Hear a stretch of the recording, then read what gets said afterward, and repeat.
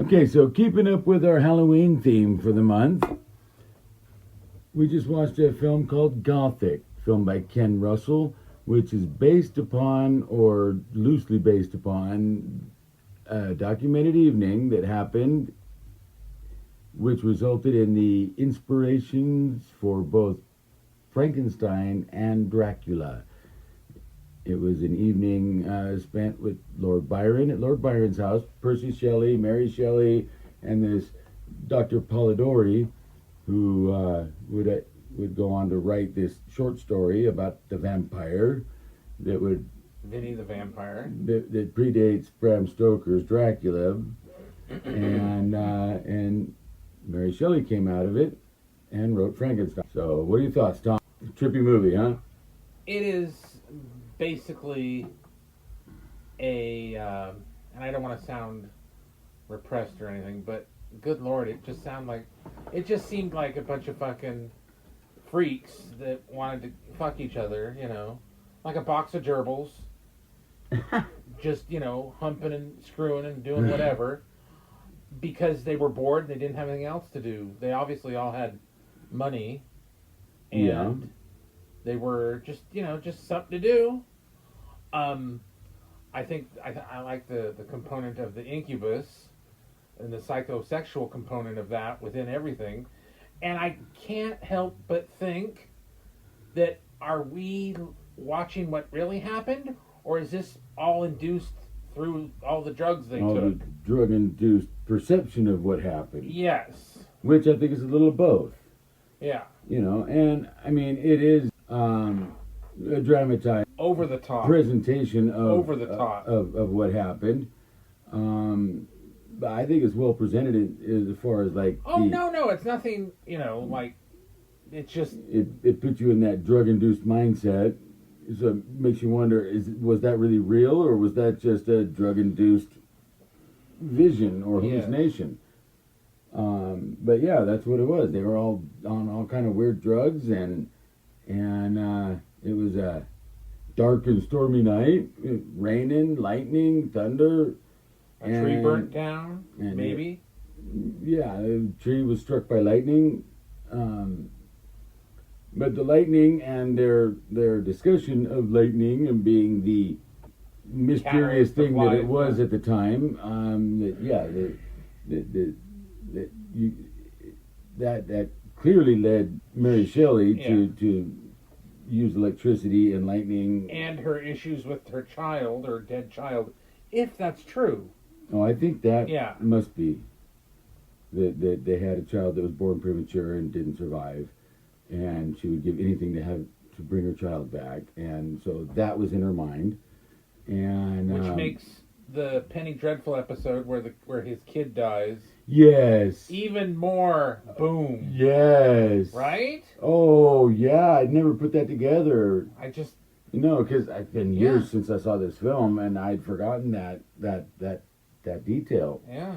Yeah. Ooh, that does put a whole different perspective on it. Like I said, you watch something and then you watch something else, and it puts the future and the past. Well, again, something we've talked about. I don't know if we've mentioned it here in a discussion on a video, but yeah, how many times do you come across like new information that just changes everything?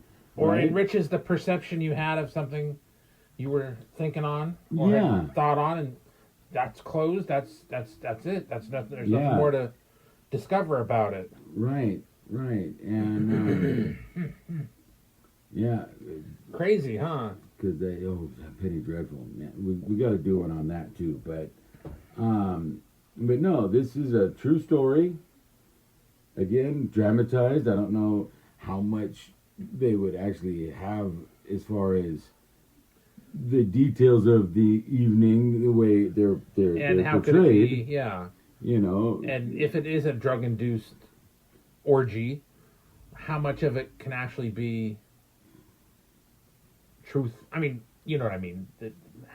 How much truth is actually in it that isn't played up or just non-existent to begin with? Yeah.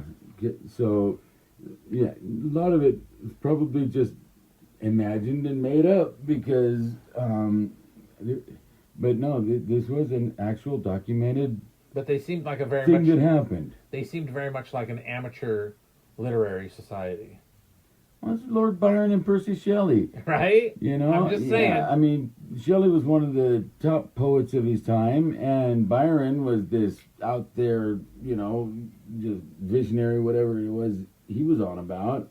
But And, Gabriel is wearing way too much makeup. And Yeah. Just wow. gives Shatner a run for his money in season 3, because Yeah. that's when they really put the makeup on him. Yeah. But yeah, Gabriel Byrne was Lord Byron. Julian Sands is Percy Shelley, and directed by Ken Russell. And Ken's known for some pretty out there movies, and it's just a trippy movie. And It's a good introduction to the Halloween season. yeah, absolutely. You know, to see that. It's interesting that Incubus is what she's thinking about, Or dreaming about. of dreaming about her. Yeah. Or yeah. And the fact that it's in the movie, and that's a very much a kind of a, how do I put this, an influence within those stories that you don't even may not. Right. Yeah. Right. You know, it's one of those Gothic horror staples, Yeah. and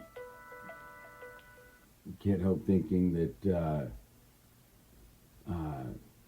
it was put in there specifically as you know, that kind of symbolism for Yes. that, because you know, which is to their credit in the writing and the presentation of it all. And if you haven't seen it, I do recommend it. It's a trippy movie.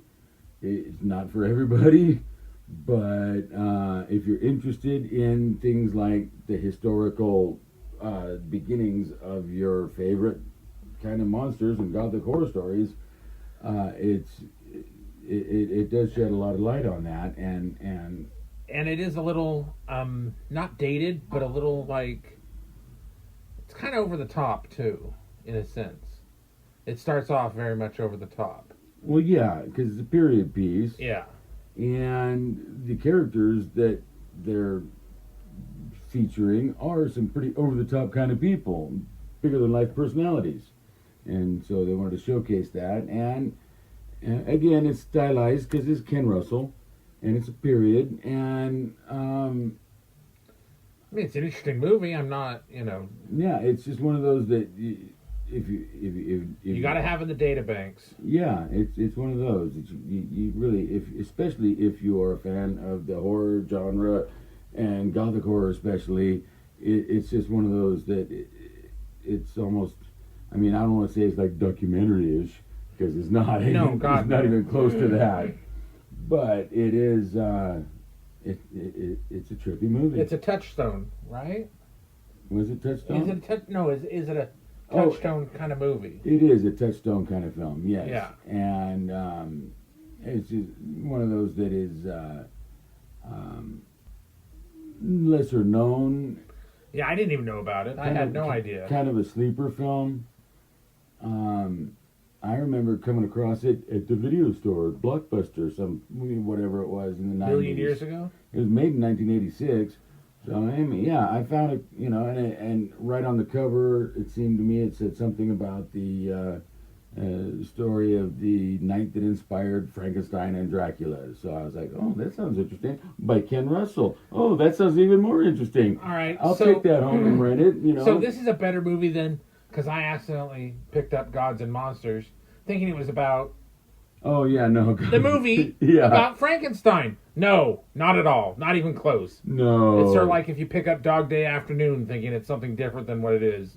Oh, No. Lord, sweet baby Jesus, no. Gods and Monsters just happened to be about the guy that directed Yes. Frankenstein. And I was... But it took place in the 50s, which was also a true story. Yeah. But it was like 20 years after Frankenstein was made. And it had really nothing to do with the Frankenstein movie. It just happened to be the same guy who was an old queen with this relationship with Brendan Fraser. and it was not. It was not what I was expecting at all, and I'm like, what is this? Anyway. And wasn't it Ian McKellen? Yes, it was. Yeah. So old Queen playing an old Queen. There's a stretch. Well, hey, you go with your strengths. Tell us what you think if you've heard of it, or if you see it after this recommendation. It's a recommendation, right? Yeah, highly recommend seeing it for sure. It's worth sitting through. At least once. At least once, yes. All right. I hadn't seen it in years. I'd forgotten most of it, so I was very happy to revisit it. And if you do, please come back, post a comment, tell us what you think of it. Or if you've seen it before, tell us what we got wrong. Yeah. Like, share, subscribe, and see you next time.